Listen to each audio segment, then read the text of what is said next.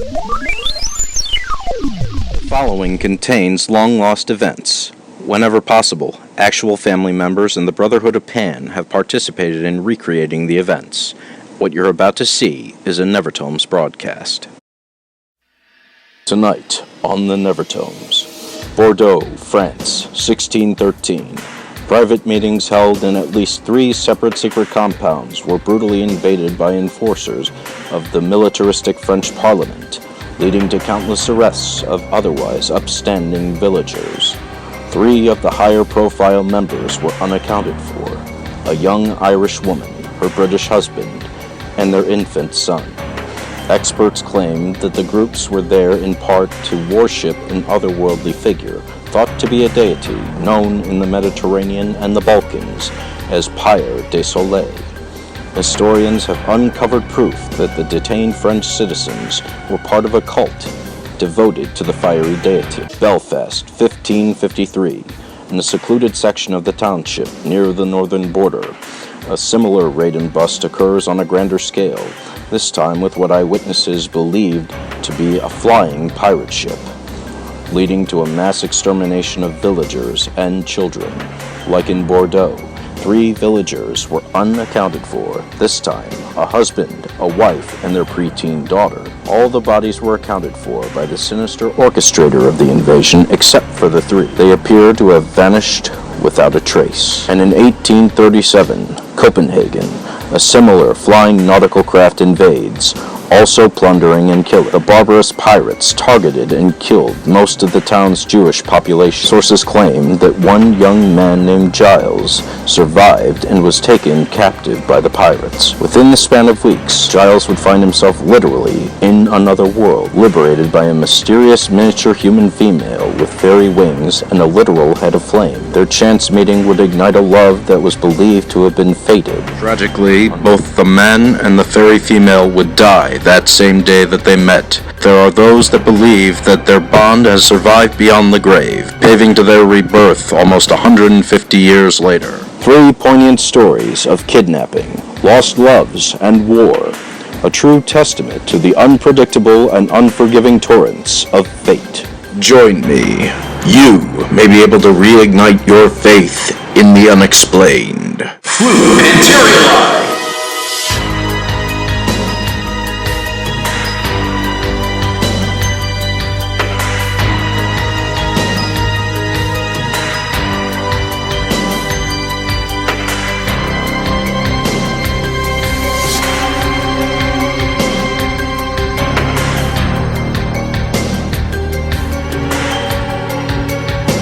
Belfast, September 19th, 1553. For the most part, the populace had awoken to what they thought would be a typical day. One young man and his brother were tending to the goats on their family's farm on the outskirts when the sun had suddenly eclipsed. The object was too small to be a planetoid, but the dark aura that emanated from it still is detectable today in the outer atmosphere above the Emerald Isle. My elder brother Finn and I, we were doing our daily routines so we could have the day to carouse in town. Something had startled my favourite goat, Kelta, and all the animals suddenly darted out of the meadows into the tall grass leading into the forest. Finn looked up, and the sun did not hurt his eyes. How could it, if it wasn't there? I remember looking up in that same direction. Lo and behold, in place of the sun, there was some kind of... I don't even know how to describe it today. Just a dark fog. Me being of younger age, me eyes were a mite better than me brother Finn's. I told him what I saw, the outline of a pirate ship. I half expected he would say that I was drunk, but he was scared. I never saw him like that. Our first instinct was to check in on Sonia, Uncle Stavros, and our little cousin Shio. Finn and Ray were not the kind who would stretch the truth in any way, and the looks in their eyes, the unequivocal fear, I knew it was not fake. The farm that Sonia's sister Lena had lived on was further north of Belfast, and by the time the boys came to me, the sun was back, and the craft they saw, it landed way in the southern end of Belfast, closer to my house than where we were at that time. Stavros and I each took an axe and a pistol, and we ran for all we were worth. My aunt's husband was an intuitive man, and strongly felt that Shio and Aunt Sonia were in the invaders' line of sight. All that went through me mind as we ran closer was seen me little cousin, the girl that I would perch on me lap on Shabbat every week, play with like she was me own little sister, that she was now possibly in the sights of a gaggle of snakes with legs. I prayed to God that I was wrong.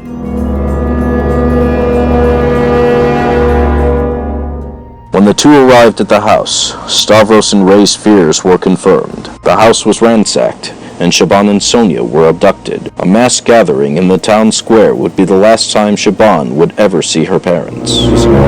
These invaders were emotionless, evil, sadistic. I wouldn't even call them human. No human could be so devoid of decency and so fueled by malice as to force the parents to choose between being slain or in a perverted act. Force them to put their own children in iron cages at gunpoint, drop them into the sea. The ringleader of the pirates was this petulant younger man named Joso, and the leader of the invasion was apparently his father. My family was slain since my mother was a mite too old to suit the needs of the captain, and he had already taken my aunt and her husband, so Joso threatened me as if Shir was my own daughter.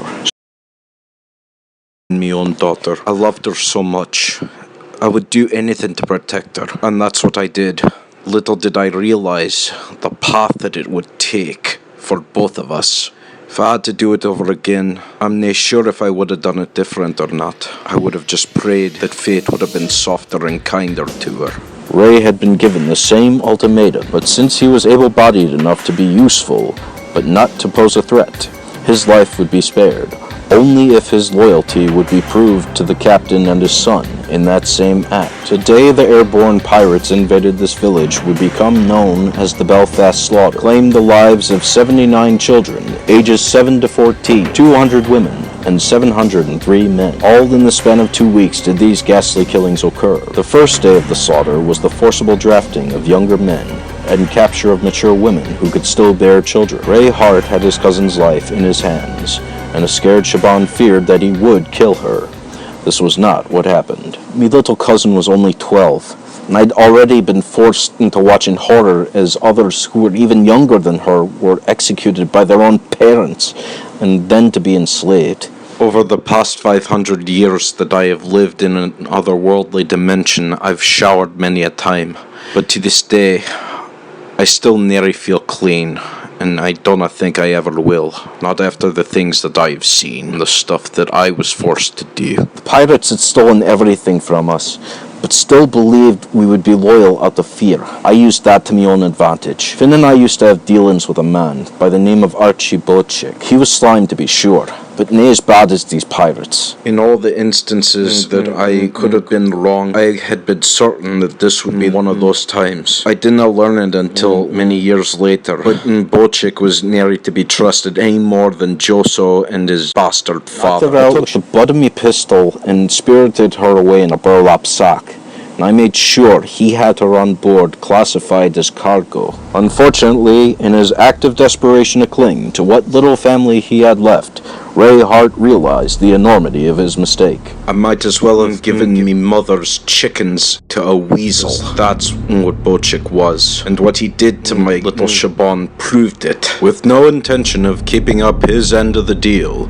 Archibald Bochik went behind Ray's back and sold Shaban to a man in another dimension. Like he had done to so many other innocent children, Bochik auctioned Shaban off to the highest bidder in a black market auction. Was sold to a man who kept her as his slave. He was conditioning her for her spirit to be broken, for her to be reduced to a feral beast that would serve him as his own personal assassin. It was 500 years on Earth that passed, but in the place where I was, it was only 20 or 30 years. And for me it was hell and purgatory all rolled up into one. I was forced to be indentured to the lowly gumbeans who invaded me village and murdered me family. Damn thing that I could do to break them apart, to destroy them from the inside like I wanted to. I had just hoped that higher powers would intervene somehow, that they would eventually get their comeuppance. And if I was to take it as well, I would have been happy to take that plunge, to atone for what I was forced to do. The man who bought her at that ghastly auction, if I had known who he really was and what he had done, I would have gutted him. But I was an errand boy for him, just like I was to the boy and his father. I did not know any of it was going on. I did not find all this out until 2019 in the Neverscape when I fled the Gulag with a bunch of other pirates that were captured. I was staring down the business end of this girl's blades.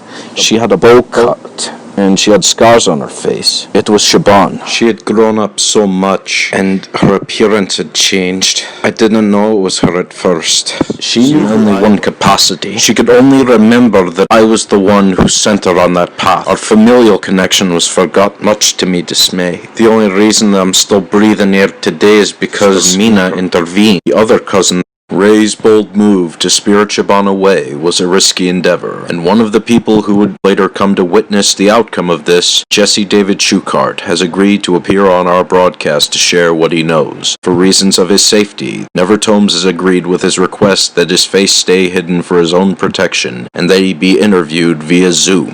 From what I understood, this girl was the elder half-sister of the girl now calling herself Petra Pan, the spawn of the pirate leader who invaded Belfast, and his unwilling servant Sonia Elachad. The man who held Shaban captive was pure evil. His eyes were as dark as a coal mine, and his learned intellect was similar to the villain from the movie Tron, David Warner. My sister Sophie and I, we had only recently been ascended as Knights of Pan with our girlfriends and their sister Nicole as our teammates and leaders. We were just coming into our own, and this was thrust upon us. Jesse Schuchart, age 21, the fiancé of Knight of Pan Cavalier leader Ariella Jones, found himself in a front row seat to the events that poor Horatio Hart had never meant to set in motion, starting with Shaban's reemergence in 2019 and the irreparable damage that it almost caused, were it not for higher forces. Now, before we were ascended, we'd seen a lot of weird stuff, from a diamond that possessed a toxic curse, to a culmination in Nicole's own self-hatred, keeping her captive in her own mind. But when this sicko sent a spiritually empty and cold Shaban to kill Nicole in a bid to break apart the Trinity, that was the most unnerving thing I've ever experienced. Thankfully, Petra was able to rekindle Shaban's heart, and Nicole was able to drop the charade of her death as a means of staying safe from Shaban's master. While Shaban has been liberated and reunited with her parents, and formed a friendship with her half-sister Mina and half-brother Philippe. She's even found love in Mina and Philippe's adoptive Nevertribe sister, Princess Liger. The scars of her past still linger, as the scars do on her face that Fey magic would not be able to heal. Who was the man that held Shaban captive? Why did she never try to escape? And what is his connection to Arthurian legends? These questions will be further explored in an upcoming broadcast. Coming up next, the mysterious cult of magic-sensitive humans with a penchant for fire. The Nevertomes will return after these messages.